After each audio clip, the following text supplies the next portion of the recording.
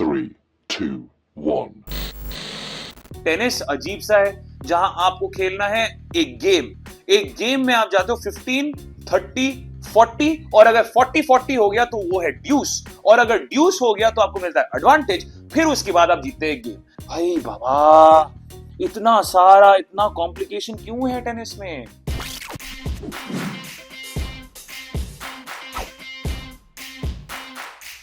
John Isner versus Nicholas Mahut, 2010 Wimbledon. A match that lasted over 3 days.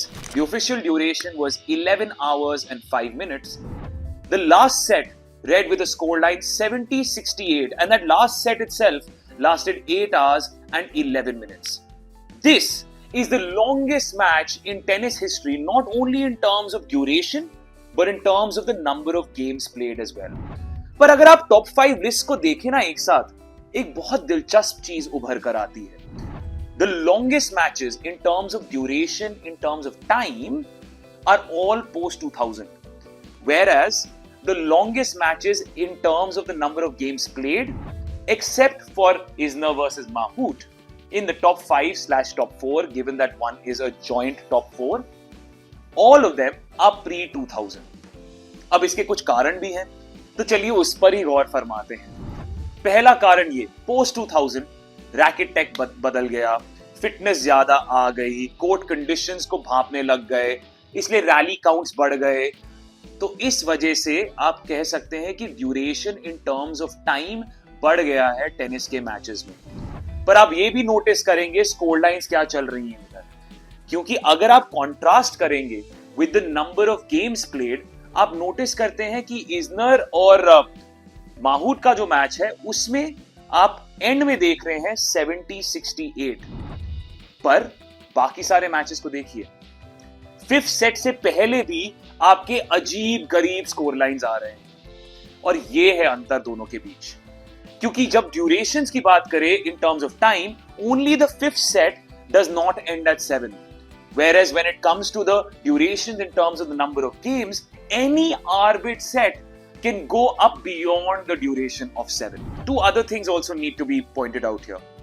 Most of these score lines come from singles men's tennis grand slams when it comes to the post 2000 era. And another thing that needs to be pointed out, and this is very important, we will never ever see these score lines again. Why? Because the concept of super tiebreak has come in. It's fairly simple. In order to reduce the duration of matches, in order to reduce the number of games, tennis score lines have gone through so many iterations and so many different variations that we have arrived at a point that these score lines, be it in terms of the duration of game score lines or be it in terms of the duration of time score lines, will never be seen again in the game of tennis. You see, by 2022, all 4 Grand Slams had adopted the concept of super tiebreak in the 5th set. Super tiebreak क्या होता है? पहले 4 set में आप एक raise to 7 टाइब्रेक खेलते हैं eight 6 all, पर यदि आप 5th सेट में जाएं और 6 ऑल हो तो आपको रेस टू 10 खेलना पड़ता है. अब ये इटरेशंस कई अलग अलग स्थितियों में आई हैं. Even the Wimbledon adopted it in 2019 after the second Isner stretch. अब सेकंड इजनर स्ट्रेच 2018 के जो सेमीफाइनल्स थे ना विंबलडन के, उसमें John Isner versus Kevin Anderson का जो मुकाबला था वो भी इतना लंबा चला गया था. ड्यूरेशंस की लिस्ट में आपने देखा होगा, गेम्स की लिस्ट में वो नंबर 9 पे पहुंच गया, और दूसरा सेमीफाइनल भी बहुत ही एग्जॉस्टिव और बहुत ही लंबा था. तो इस वजह से 2019 में Wimbledon adopted the concept of a super tie break, and you saw that in the final when Novak जोकोविच was facing off against Roger Federer and both were tied at 12 all, and Novak Djokovic became champion by winning 13-12 in that super tiebreak.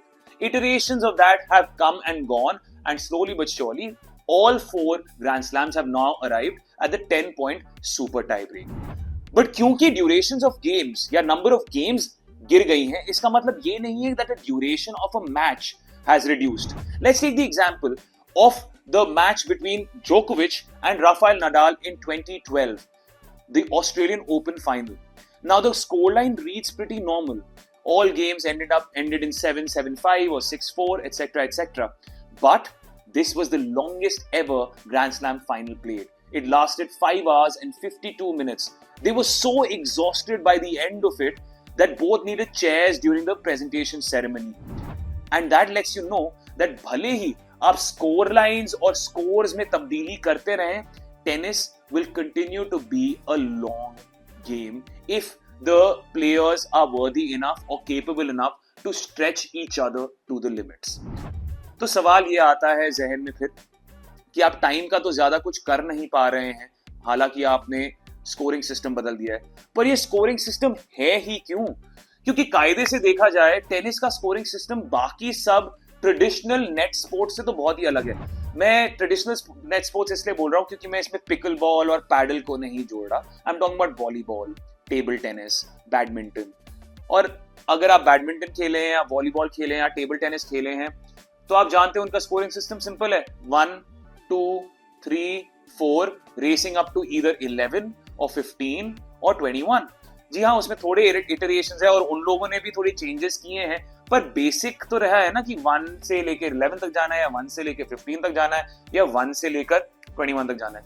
Tennis ना, tennis अजीब सा है जहां आपको खेलना है एक गेम में आप जाते हो 15 30 40 और अगर 40 हो गया तो वो है ड्यूस, और अगर ड्यूस हो गया तो आपको मिलता है एडवांटेज, फिर उसके बाद आप जीतते हैं एक गेम। फिर अगर आप वो एक गेम जीतते हैं तो आपको 6 गेम जीतने हैं बाय अ डिफरेंस ऑफ 2। यदि वो ना हो पाए तो 7-5 जीतना है, यदि वो ना हो पाए तो फिर टाई ब्रेक जीतना है, और फिर आपको बेस्ट ऑफ 5 सेट्स में 3 जीतने हैं या बेस्ट ऑफ 3 सेट्स में 2 जीतने हैं। अरे बाबा, इतना सारा, इतना कॉम्प्लिकेशन क्यों है टेनिस में?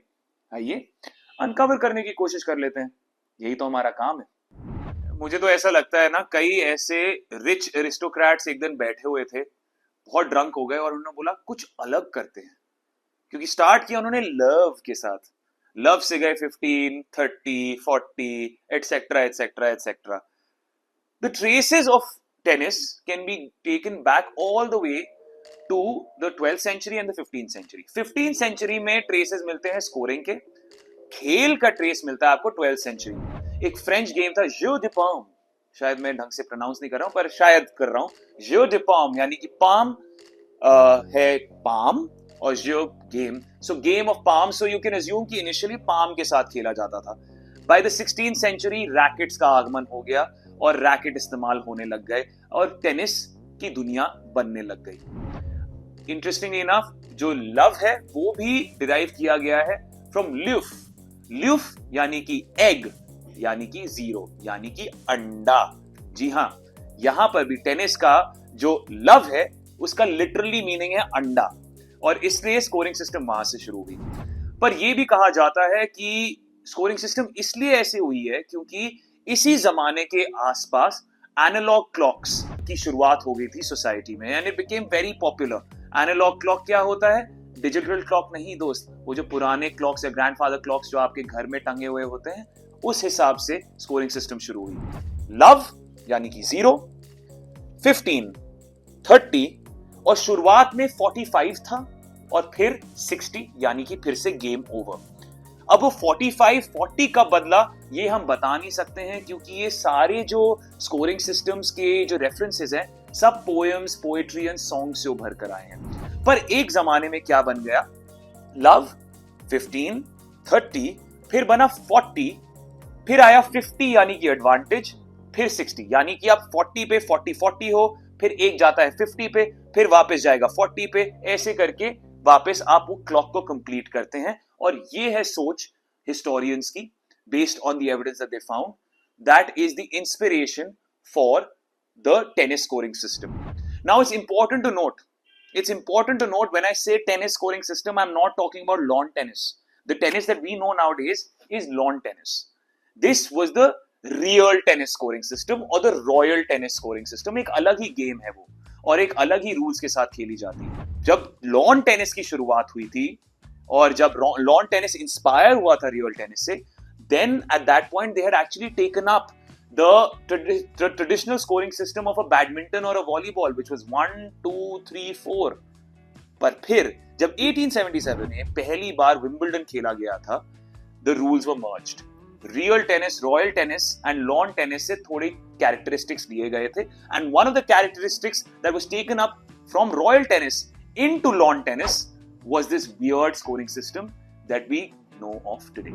And so tennis continued to be played with obscure scorelines.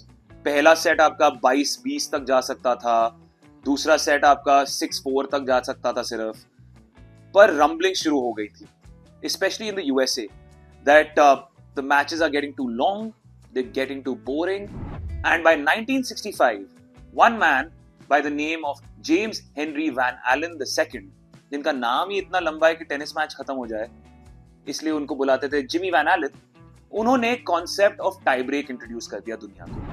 1965 में एक एग्जीबिशन टूर्नामेंट के दौरान उन्होंने स्थापना की थी टाई ब्रेकर की। ये एक ऐसे क्रांतिकारी थी टेनिस की दुनिया में कि वो 50s में प्रोपेगेट कर रहे थे अपना ही एक स्कोरिंग सिस्टम जिसमें 1, 2, 3, 4 वाला स्कोरिंग सिस्टम हो, but no, there were no takers for that, which is why he came up with the concept of tie break. He divided the tie break into two parts. The first kind of tie break was the sudden death tie break, which was a 9-point tie break, concrete. जो पहले 5 तक पहुंचा वो जीत गया, यानी कि 4 all पे भी जो 5वां पॉइंट जीते वो जीत गए। The second concept that he came up with was the lingering death concept, which was a 12-point tie break, यानी कि race to 7 है with a difference of 2, and it was mandatory to get that difference of 2. अगर आप 12 point में 7-5 नहीं जीते हैं तो आपको 9-7 भी जीत सकते हैं, आप 8-6 भी जीत सकते हैं, पर वो डिफरेंस ऑफ 2 मायने रखता था। And this became a very acceptable version of a tie break. Eventually super tie breaks also became an iteration from this itself for the 5th set. तो एक टाइमलाइन पर नजर डालते हैं अब। By the 70s the US Open, because of the rumblings, had already introduced the concept of tie break not only in the first set but by the 5th set as well. In 1971, Wimbledon also took up the concept of the tie break, but only in the first 4 sets, not in the 5th set. And initially they said कि जब 8 all हो जाएगा game score in that set, तब हम tie break लेंगे. By 1979 they said नहीं, 6 all पे हम टाई ब्रेक्स की शुरुआत करेंगे, बट 5th सेट में नहीं, इसलिए तो 70-68 देखा हमें इजनर और माहूट का। The Davis cup became a path breaker when it came to tie breaks as well. They had taken up the concept of tie breaks in all the sets, and by 2016 they said 5th set में भी tie breaker रहेगा, कोई दिक्कत नहीं है हमें। US open ने धीरे धीरे कॉन्सेप्ट ऑफ टाई ब्रेक्स को अपनाया और 5th सेट में भी टाई ब्रेक तो रखा था, but all the other grand slams didn't want to do it, but by 2018 they accepted that this was necessary. उन्होंने डबल्स में सुपर टाई ब्रेक एक्सेप्ट किया, सिंगल्स में नहीं।